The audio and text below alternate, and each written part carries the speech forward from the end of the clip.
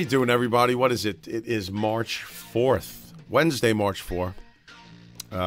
Welcome to Guilty by Association, the Joe Cumia, the less stuttering Joe Cumia show. We there goes the first a little bit annoyed today. I don't know. I have a lot of stuff on my plate. It's very difficult to come up with a show every week, come up with content, tape it, record it, edit, and get it all ready for a Wednesday night. And to remember to look into the camera, not below the camera. You look below the camera, you look mildly retarded. Yeah, boy! Look into the camera. I'm constantly looking at the picture of myself to see that I'm not looking like an ass.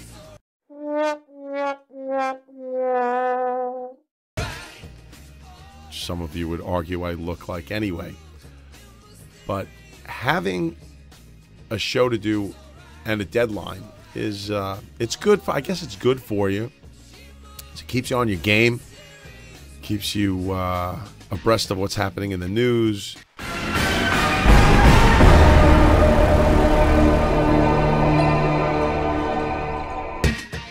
Keeps you going, but having the time to do it, actually execute everything, is another story. Especially when you have so many other responsibilities. Which brings me around to my first subject or topic of conversation. I received in the mail the other day, for the, I don't know, 30th time, that a gentleman that's in my employ, and he shall remain nameless, is once again in arrears on his child support. Say, you flatfoot, call your shot. All right. Well, I have a large corporation. It could be anyone. That's why I'm not mentioning any names. And I'm not particularly pissed off at that individual. Although it would be nice if I had nothing to do with this. But being an employer, being a person that supplies this individual with 1099 at the end of every year, stating how much he made with me and my company, Brother Joe Entertainment Incorporated, I am the one responsible now for paying that gentleman's child support. It's called a garnish. Garnishing his wages. His wages have been garnished due to non-payment. Now, it's not really his fault.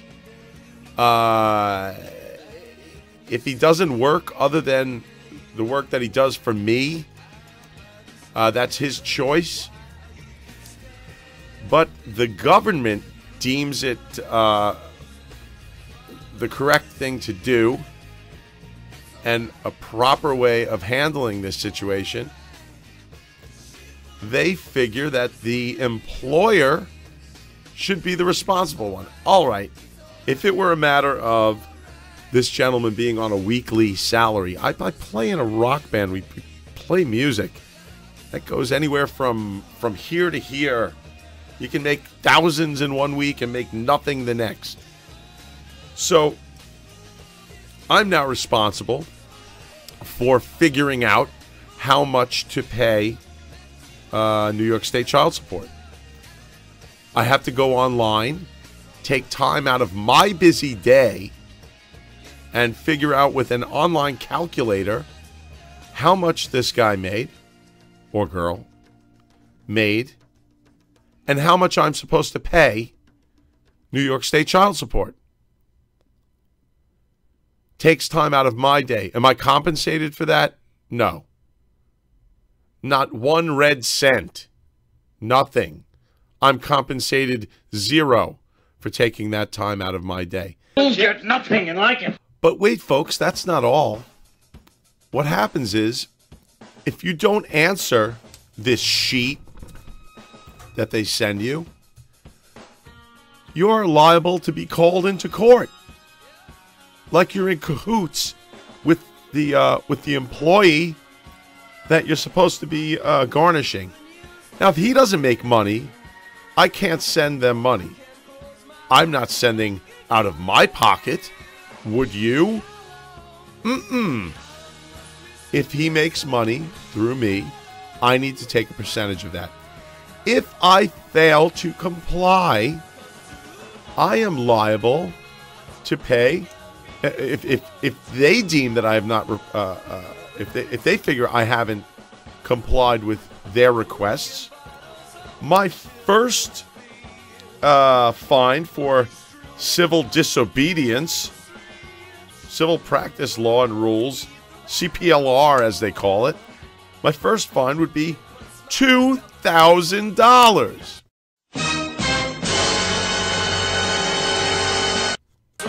Who does that money go to? Not the twat that is that's given this gentleman a hard time, or lady a hard time, but me personally.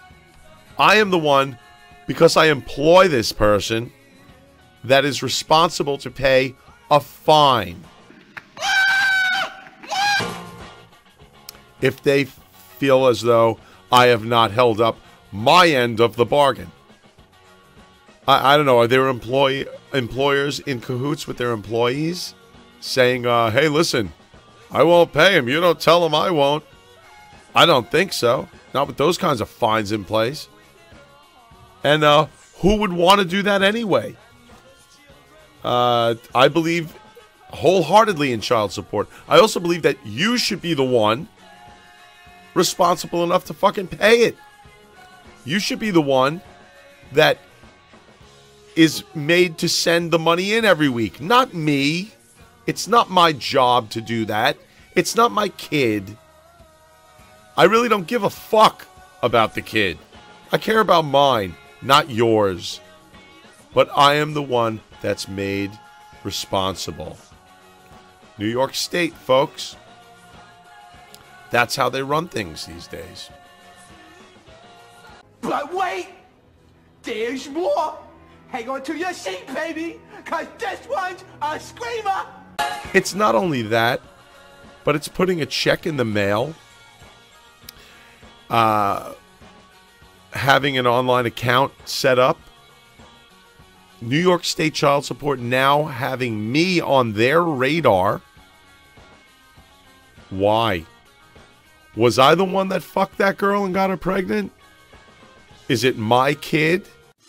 Yeah, bro! Not my kid. Nope. I'll tell you why. Because no one's held responsible anymore. There's no accountability for anything. It gets passed along to the next guy. It gets passed along to the guy that they know is going to do something about it. Not the lazy fuck that sits home and does nothing to address his own personal issues. His problem. It gets passed along. Pass the buck. It's past the Obama buck. This country, ladies and gentlemen, is quickly on its way to becoming fucked in every way, shape, form imaginable. From the people that we have making the laws to the people we have covering up the making of those laws.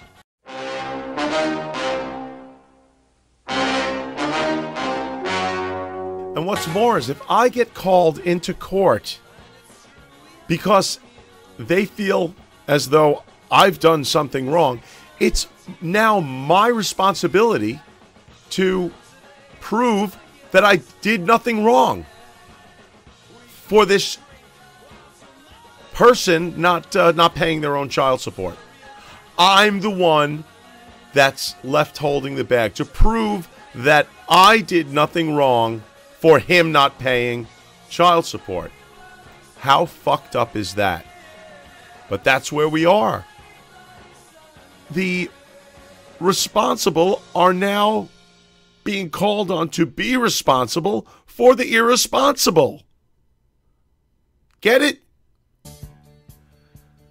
If I were another slouch, if I were another irresponsible shithead, I'd be having problems with my own child support. I'd be having problems taking care of I'm not married to my daughter's mother. There's no alimony there, but there is a substantial amount of support for my kid. I put it on no one else. If I were working for someone, I would be the one calling child support every fucking couple of months and letting them know I have not worked. That's why I'm in arrears, $800. I wouldn't leave it for my boss to take care of, because that's not in me as a human being, as an individual. It's not in me to be that irresponsible. Am I pissed off at this person? Meh. He probably could have done a little bit more than he's doing as far as staying in touch with the people that he's responsible for. Not me. He is responsible for. Just a few scratches and bruises. Sandy, get that first aid kit. Boy, all right. Oh, Tarzan. His ex, the mother of his child, is a cunt. I know this. I know this from past experiences. I hate you. And his kid is nearly 21 years old. So in a year it'll end. Hi, Dad. But I've been going through this for the past 3 years. My job? No. Not my fucking job. It's just another prime example of how the liberal attitude of this country is fucking it all up. No one needs to be responsible anymore. No one's told that they need to do things for themselves. The problem that they created, that they're involved with, that they currently have with their lives, when it's now put on the person that supplies a livelihood for them, that's why things don't get better. No a culpability. It gets moved on to the next guy, and hi, I'm the next guy. Employers all over the world probably agree with me with on this subject. A lot of them won't say anything about it. Something I couldn't keep my mouth shut. About. Brings me to another thing that happens. Just the little annoyances in life, the things that keep you from doing the things that you want to do. The things that you should be doing to even further along your own existence in this fucking world, your own life. The things that you feel are important to yourself, you can't get done because people take your fucking time from you. They take their time, they take your time from you because of their fuck-ups or their ineptitude or their desire to, oh, look, what's this? What did I get in the mail the other day? I got a fucking credit card that I did not apply for. I didn't apply for this. I did not apply for this fucking thing. It's an Ignite credit card by a company who I had. I can't tell you how many run-ins I've had with these ass wipes. Capital One, that's it. Capital fucking One. Capital One credit card I had, I don't know, probably 15, 20 years ago, maybe a little longer than that. I had a Capital One credit card, an astronomical interest rate. It was ridiculous. Back in the day, that's what they did. And I went into a 7-Eleven, swiped away, and got myself $7.80 worth of, I don't know, I think it was like a buttered roll, a fucking coffee, something, I don't know, a little pack of Swisher Sweets, I don't know what it was. It was like $7.80. I received a bill for $780. I don't know, I asked them how that was possible. They didn't have an answer for me. They had no answer. You don't know how you allowed $780. Well, here's why. It wasn't $780. It was $7.80. They would not accept that information for weeks. It went on my credit report as a detrimental credit entry. Knocked down my credit score by a few points. It took me years to get that straightened out by this very fucking company that goes and sends me a fucking credit card. You've been approved. Your new account has been established. You see that? Your new account has been established. I never applied for this fucking card. I never applied for this card. So what do? You say it's easy. You just fold it up, throw it out, right? Okay, good. It's gone now. Boy, I was pretty pissed off when I recorded that yesterday, wasn't I?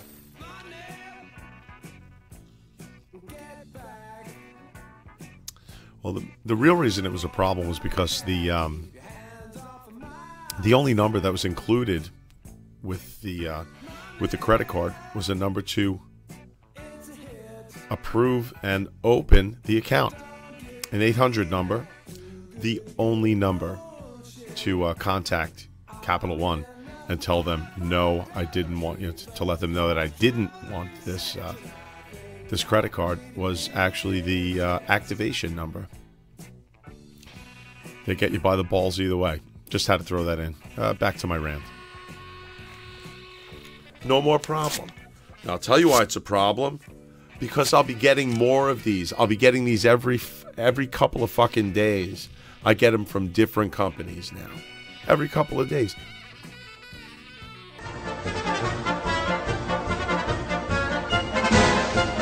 And it's just another one of life's little annoyances.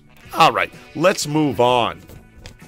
Let's see. Okay, we talked about the fucking the bum that doesn't pay his fucking child support. We talked about the credit card company that doesn't give a shit that you didn't fucking apply for credit card. They send it to you anyway. Next thing is, oh yes, the red light program in Suffolk County. I swear to God, I pay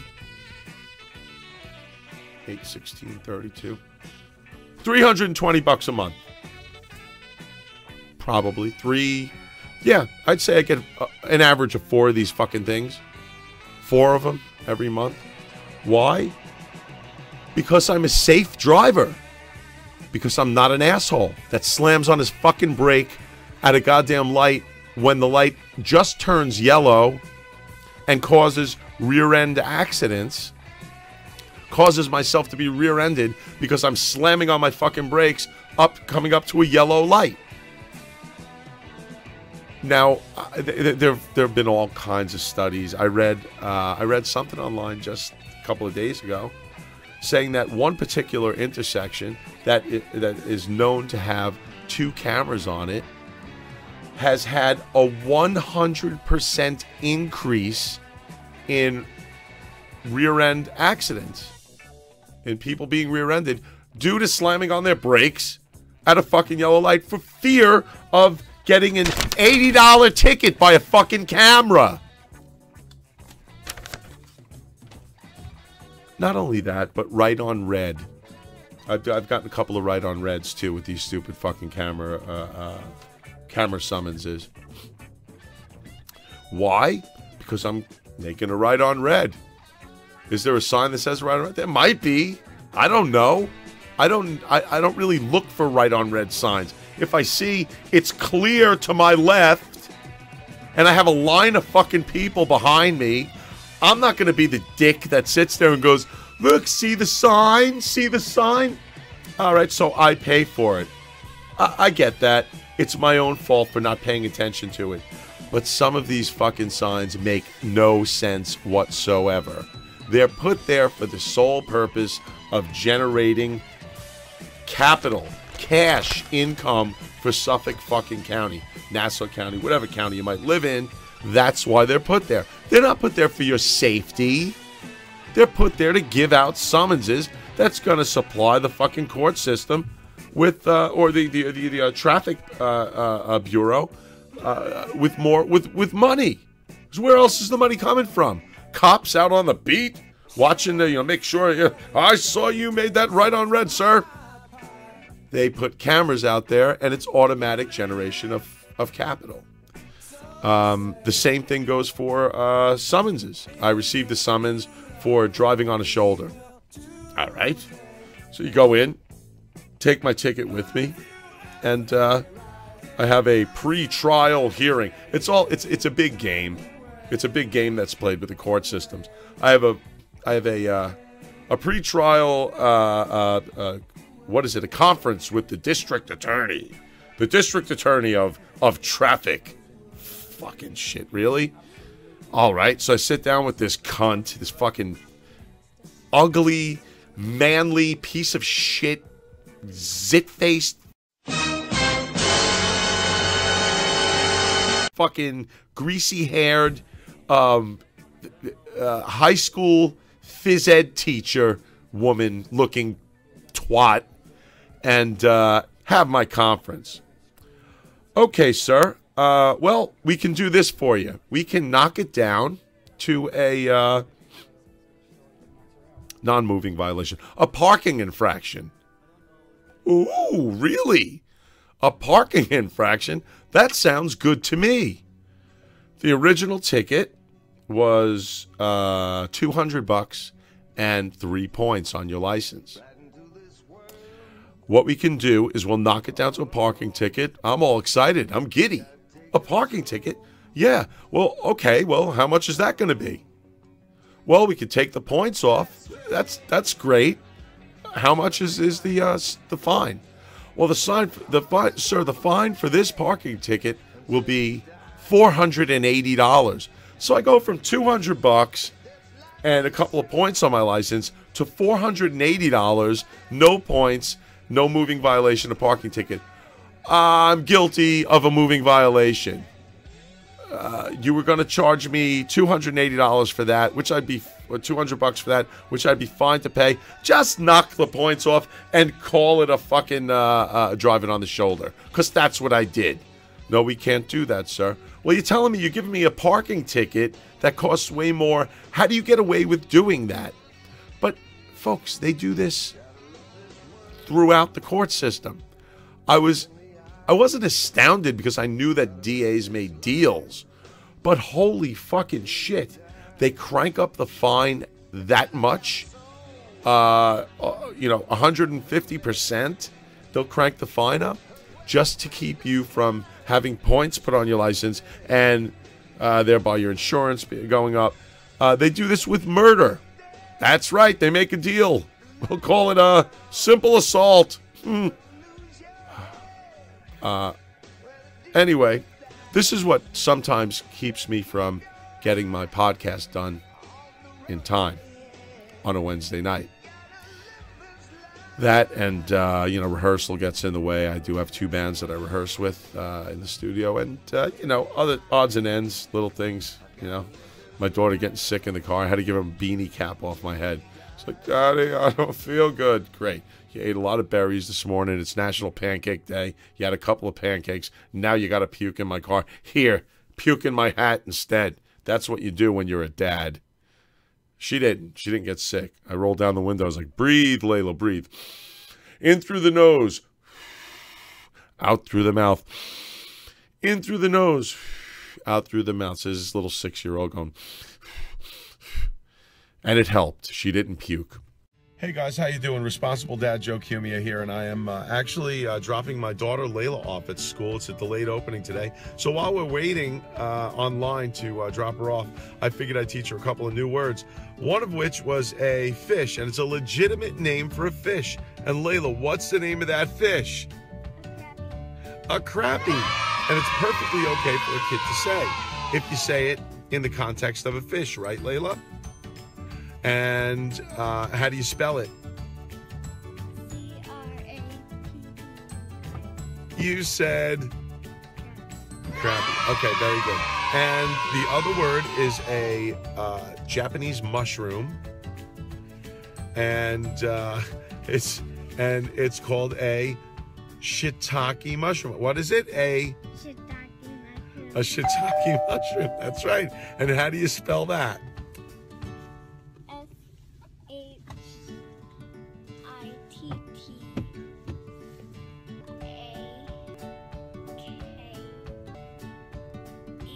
Very good, shiitake mushroom. You are brilliant, my girl. I love you very much.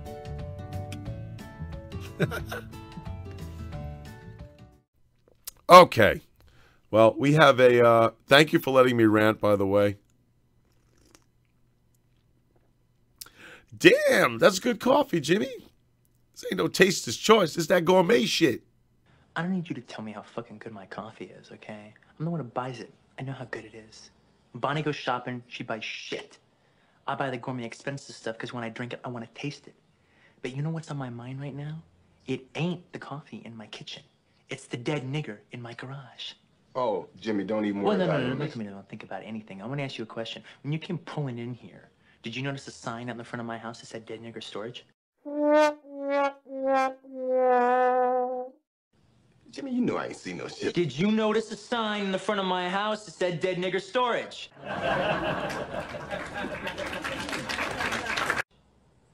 No, I didn't. You know why you didn't see that sign? Why? Because it ain't there, because storing dead niggers ain't my fucking business, that's why. Thank you, Carol. My little Starbucks cup. My new Starbucks cup I got for Christmas. Okay, we had a Seth Gold call in a couple of days ago from Hardcore Pawn, or if you're from New York, Hardcore Porn. Hardcore Porn. And he was fun to have on the phone. They're in a rough neighborhood. They're in Detroit, and I asked him a couple of questions about his dad's dealings in the past, and he's got this monster. He's a pile of black meat. His name is Byron, and he's gigantic. I asked him, any scuffles that he got into. I had a pretty interesting conversation with him. It went like this. It's Seth Gold. How are you? Seth, how's it going, man? Good. How are you? I'm very well. We're doing good. I'm like ready for you. I've been sitting down here for a while, so we can just get right into it. All right, let's go. Very cool, man. Honestly, I've really just started checking your stuff out a couple of days ago. Yeah, I know you've been on for 5 Dude, I know. You've been on for 5 seasons. I have a publicist, Joe Pietero, who's definitely done a lot of his homework on you guys. But I'm pretty much up to speed. I went on your wiki, and it's pretty pretty informative. I do have a couple of pretty decent questions for you. Actually. Well, let's roll with them. We've only been on the past 4.5 years. I know you're a little late to the party, but I know, man. No time like the present. Let's make it happen. I know. I apologize for not, honestly, without offending, I do watch the other one from time to time as I'm falling asleep at night. They're kind of like there's another pawn shop show? I didn't even realize. Yeah, right, the elephant in the room. Yeah, I totally get that. Well, you guys don't have a you don't have a chumley to deal with. You don't have a faux brother to deal with, which is kind of nice. That's just an older sister, so that's the way it works around there. But no, you'll get into it. I'm telling you, once you start watching it, it's gonna suck you in. You're gonna be like an avid fanatic. Well, already what I've seen on YouTube it definitely sucked me. I mean, the YouTube clips are great. I was just checking out the one where the biker guy comes in with the jacket that fell apart. That one was.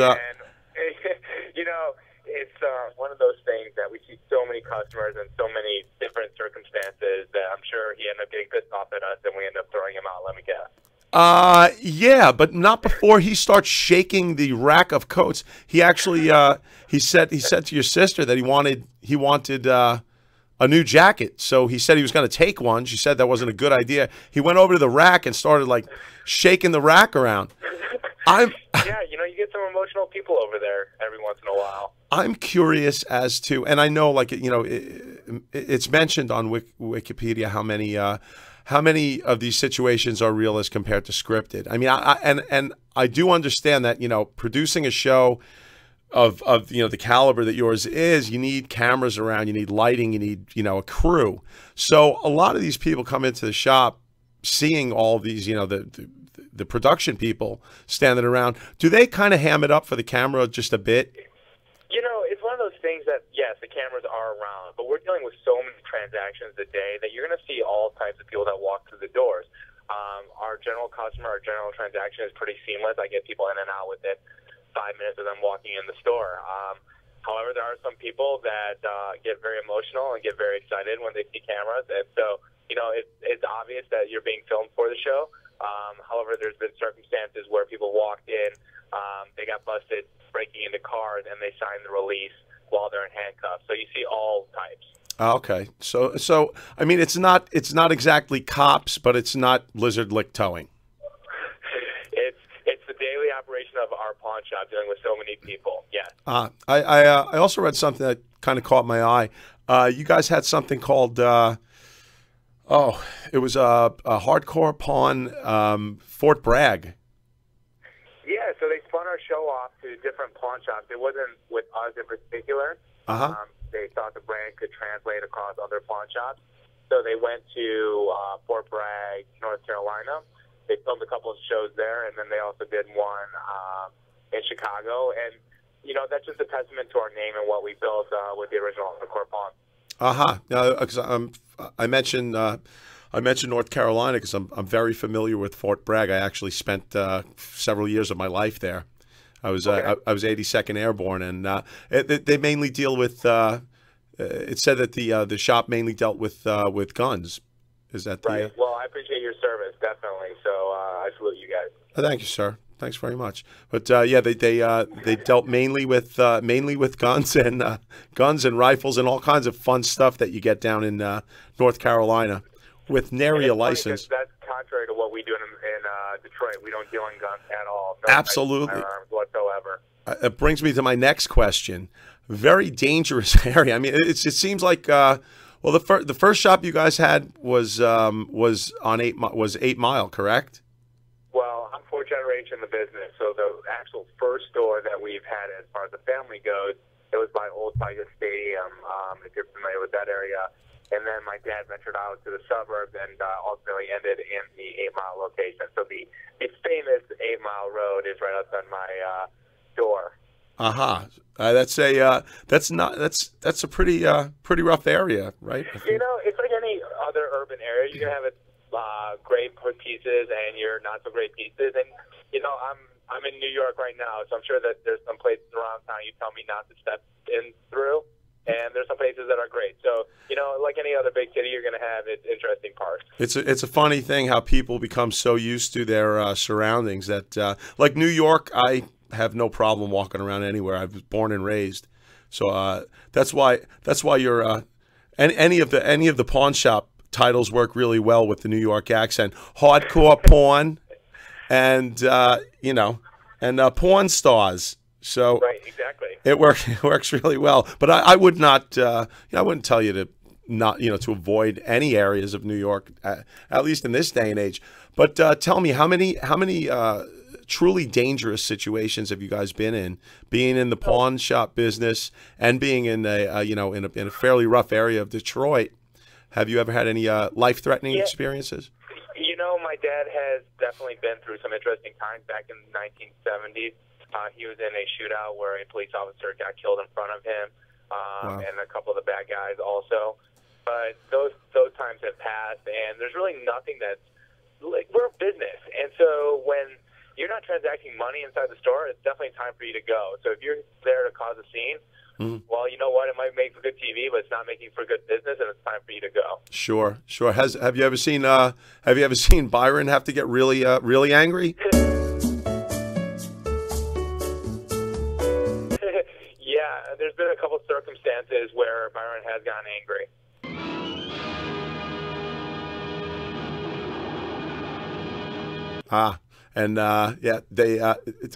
Does he take them out back, or does he do everything in front of camera? What's that? Does he take them out back, or does he do everything on camera? Because everything's on camera. So what you that's good. Yeah, definitely. Yeah, as an armchair lawyer, I was going to suggest that have everything taped. Of course. It's it's a pleasure having you on, man. I definitely appreciate you calling in. We'll what are you guys doing in New York? Anything in particular? Yeah. So we were on the Today Show earlier. Awesome. They like having us out there. We're right now walking into a couple interviews. There's a Fox Business interview and then potentially CNBC later. So we're hitting the town, evaluating people's merchandise and giving them on-the-spot appraisals. Ah, very nice, very nice. You're gonna be airing some of that. Yeah, it was on the Today Show was on today, and the later stuff is going to air later tonight. So it's quite. And 5 years ago, I was just a pawnbroker, and now I'm a pawnbroker with something to say. I guess people are listening, so it's been quite a ride. That's great, man. That's great. Thanks again so much for calling in. Get on with your next interview. And if you get a chance, stop by and take a look at the Anthony Cumia show. It's TACS. Are you familiar with Opie and Anthony by any chance? You remember those guys? You guys used to broadcast in Detroit. I used to listen to you guys all the time. Yeah, that's my brother. That's my little brother, Anthony. Oh, really? Anthony Cumia, yeah. Awesome, man. Yeah, for sure. Huge fan. I was disappointed when they took it off the market, but I've been following, so I appreciate that. He's got a podcast that's second to none. He's doing really well with it. It's the Anthony Cumia Show, anthonycumia.com. Give it a shot, and I'm sure he'd love to have you guys on. Awesome. Yeah, you set the date, and we'll be ready. Absolutely. Thanks again, Seth. Take care. Be safe in New York and Detroit. Thanks, man. Bye Bye-bye. bye. So there you have it, folks. Seth Gold from Hardcore Pawn, or Hardcore Porn, as my girlfriend would say, with the horrible Long Island accent. That's it. It was a nice, quick, short, to-the-point interview, and I got my brother another guest. But yeah, aside from the Amish Outlaws, who will be on next week on the Anthony Cumia Show, anthonycumia.com. Just thought I'd plug him. Maybe he'll plug me back. Thanks, guys. Okay, so it's that time again, folks. Time for me to earn the money. Make the money. HydromaxBathmate.com. That's right. The Hydromax Bathmate Penis Pump. What does it do? It makes your Johnson bigger. It's simple, too. All you do is use it a couple of times a week, 15 minutes in the shower. The patented pumping action. Convenient release tip on the end over here. And what you do is you put it over your junk and you pump away. Get a little warm and loose in the shower, and you just keep on pumping. Yeah, we've been doing that a long time, haven't we, fellas? You pump it up, leave it on there for a little while. It's got a handy neck strap, goes around your back, attaches to the tip, and holds it up. If you can't hold it up yourself, fucking pussy. It's www.hydromaxbathmate.com. Hydromaxbathmate.com. And you can order yourself one of these babies. I got mine free. And it's got graduated marks on the top portion. It's got a cutaway for the nutsack, if you can see that. And it's convenient. Easy as hell to use. And you know what? I've noticed a difference. Not kidding. So that's one of my sponsors, the Hydromax Bathmate Penis Pump. So go to, once again, www.hydromaxbathmate.com. After you pump away for a little while, and you find yourself starting to experience growth in that area, you might want to, like a guy would do with any other muscle, exercise it. And if you're, if you don't have a regular exercise partner, then you've got to look into the private gym.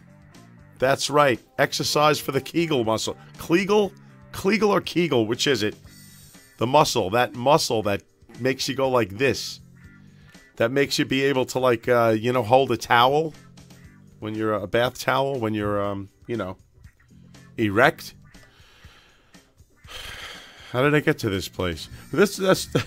That's what it is. It's the Private Gym. It is the pelvic muscle exercise system for men. I thought only women, needed to do that. But if you do this, all kinds of neat things can happen. I actually have a video right here behind me that I'd like to play for you.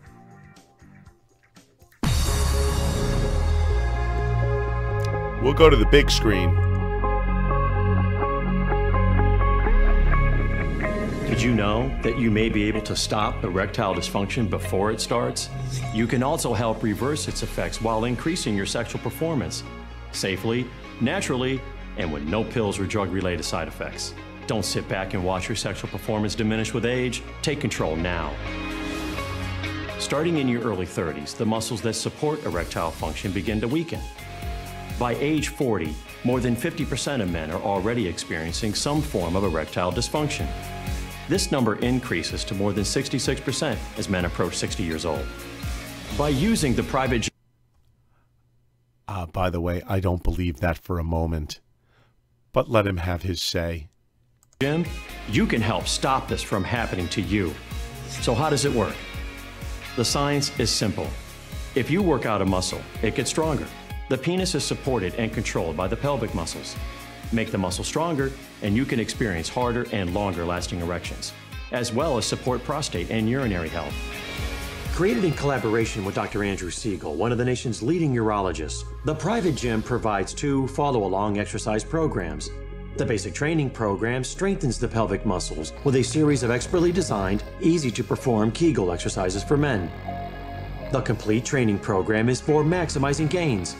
It includes basic training and goes one step further by incorporating resistance training and the Private Gym's resistance equipment.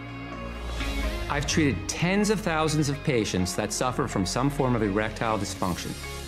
The Private Gym can help men safely and naturally prevent the onset of ED, reverse its effects, and boost sexual performance.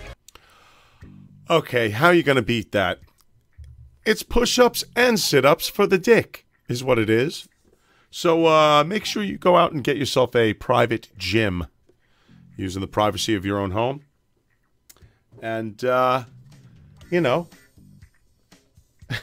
get your heart on harder, right? We also have a third sponsor that I haven't mentioned in a while, but we will today. Let me see. I'm gonna have to type this one in.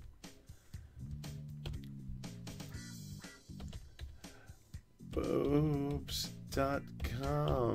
It is yesboobs.com. That's right. After you've pumped your penis up and exercised it with the Private Gym. That's right. The Hydromax Bathmate penis pump. Exercise with the Private Gym. Then you go over to yesboobs.com and make use of your newly pumped up equipment. Isn't that a good idea? Yesboobs.com. Every shape and size boob you could possibly imagine. And Busty Sarah Ray is the co-founder, photographer, and model at YesBoobs. She's a fine young entrepreneurial lady. So why don't you guys stop up there and spend a little bit of money? Costs a couple of bucks, not that much. I know there's lots of free tits online, but these are special. There are lots of tits online, but these tits are mine. So you can stop up there and say hi to Busty Sarah Ray at the yesboobs.com. All right. So those are my 3 sponsors. I've taken care of all 3. I've earned the money this week.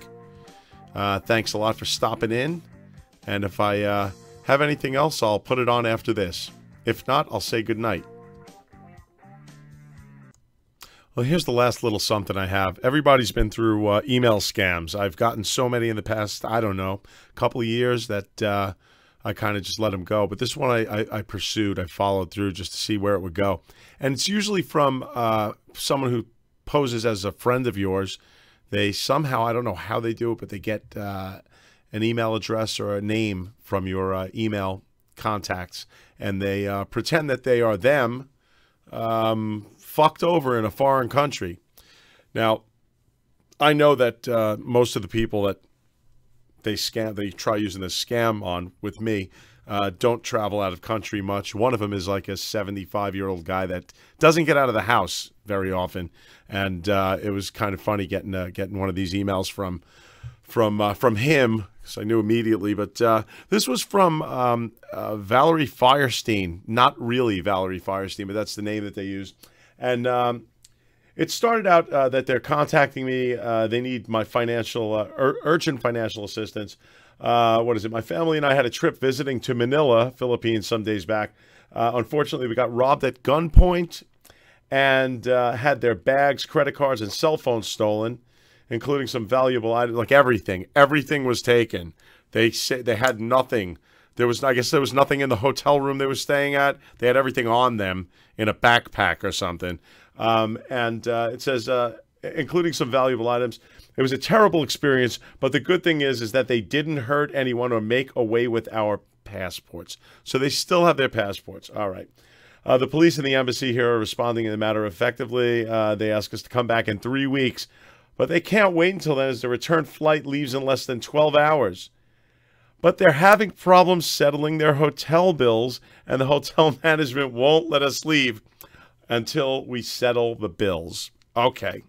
So, you know these people are foreign because in the Philippines, they'll cut your fucking nuts off if you don't settle up a hotel bill, unless you're an American. If you're an American, you can pretty much count on the fact that they're going to treat you like gold and allow you to leave. Just take the pertinent information. You pay them back later. Most Americans that are on vacation can afford to pay a bill. Even if their credit cards have been stolen, they'll figure out a way to get it done. But these ignorant fucking monkeys from the Philippines, or wherever they're actually from, believe that they can scam a good old American, someone from the U.S. of A., that this scam will still work. And you know what? The scary part is it will on some dolts, on some ignorant morons that have no clue what an email scam is. Oh, gosh, Valerie's in trouble. I should help her. Well, the best way to get back at these people, because you'll never catch them, but the best way to get back at these people is to play along. Play along with the game. And that's exactly what I did. So after receiving this stupid email, I proceeded to write back. I said, "How can I help you, Valerie?" And that was enough to get this dumbass hooked, this foreign fucker, to get them hooked and writing back. The next email I got was that very day. As soon as here, send me. Thanks for your urgent response. All we need is $2,550 to sort out the hotel bills. They must have been staying at a hell of a hotel. If they'd only been there for a couple of days, and they spent what, $2,500 on rooms? Hitting that room service, hitting the old mini bar, are you? And get a return ticket. You can have it wire to me. That right there is an indication, too. Their English is horrible. While their English is probably better than our Filipino, their English is bad enough to know that it's a foreigner that's doing this. You can have it wire to me via Western Union money transfer from any nearby office outlet closest to you. My details are below. Valerie Firestein, level 1, blah, blah, blah, blah, blah, blah, blah, Manila, Philippines, $2,550 US. As soon as it's done, kindly get back to the money transfer control number with the money transfer, the MTCN as they call it, and I'll give you your cash as soon as I get back home. And that would be never, folks, because they don't live here. Let me know if you're heading to the Western Union Center now. So I wrote back. This all transpired, by the way, like within, I think it was a 2-day period. I wrote back right away. I said, this is where you really get them. I said, you should have memorized my phone number by now, cousin. All they have to do is look up cousin, see what that means in English. just call me and I'll send you the $25.50 plus another $450 for other emergencies that may happen on your way home, on your way back home to us. So what that means is this person is foaming at the fucking mouth at this point. Whoever the scammer is thinks that they have a legit dolt on the other end that's going to pay them, that's going to give them $3,000. And that in the Philippines is basically a retirement fund. You can live forever in the Philippines on $3,000 US. I want you back home safely. I had no idea you were going to Manila again this year. Just those little touches that make the scamming the scammer even better. Please be safe, Joseph, as in moi. Okay. So looks like they wrote back with an urgent. The robbers made away with my cell phone, including some vital documents. Please try and understand my present ordeal. I promise to pay back your money once I return home. Please kindly get me posted with the money. Once you have it done, let me know. At this point, yes, this person was absolutely foaming, frothing at the mouth to see what the next step was going to be. Well, the next step was actually the email that I sent back to Valerie, stating that I know she's had trouble with drugs in the past and drinking alcohol, and had a big problem with substance abuse. So instead of me sending her the $3,000 right off the bat, I'd like her to call me first, or to send me a photo to make sure she's not spending her money on drugs. And that effectively shut the scammer down. I didn't want to do that because I heard in the past of people actually scamming the scammers. And one interesting story that I heard about was they got the guy to send $5 because they told him that they didn't have the money to process the fee to send a larger amount of money over the wire. They didn't have the cash on them, and this dumb monkey from the Philippines or from wherever the hell they were scamming from actually believed them and sent them $5 in an envelope to an address, and they scammed the scammer out of $5. So I was hoping to get something like that going on. I'm sure I will in the future, but there's so many phishing scams and email scams out there that we're not going to fall for. I mean, it's something that's so old at this point. No one with a half a brain is going to fall victim to that shit. Especially when you get an email from a beautiful woman from Russia or wherever the hell they say they're from, that want to take to be your fucking mail order bride, all that good shit. Send me your bank number. Send me your bank statement so I can see how much you make, and maybe I will fuck you, old man. No, ain't gonna happen. By the way, that banging around you hear in there, that's a drummer from one of my bands practicing on a very quiet Roland electronic kit. We're gonna do some of that next week. For now, I'm just going to say goodbye to you guys because I have to render this stuff. It's about 10-2 and 10 to 8 on Wednesday. And I'm about to fire this stuff off. So we'll see you soon. Let's get back to my screen. Where is it? Maybe I'll see about interrupting in the middle of the broadcast and taking a call or two. Until next week, we'll see you guys. Thanks very much for tuning in tonight. And I hope you have a good one. See ya. We now return control of your television set to you until next week at this same time, when the control voice will take you to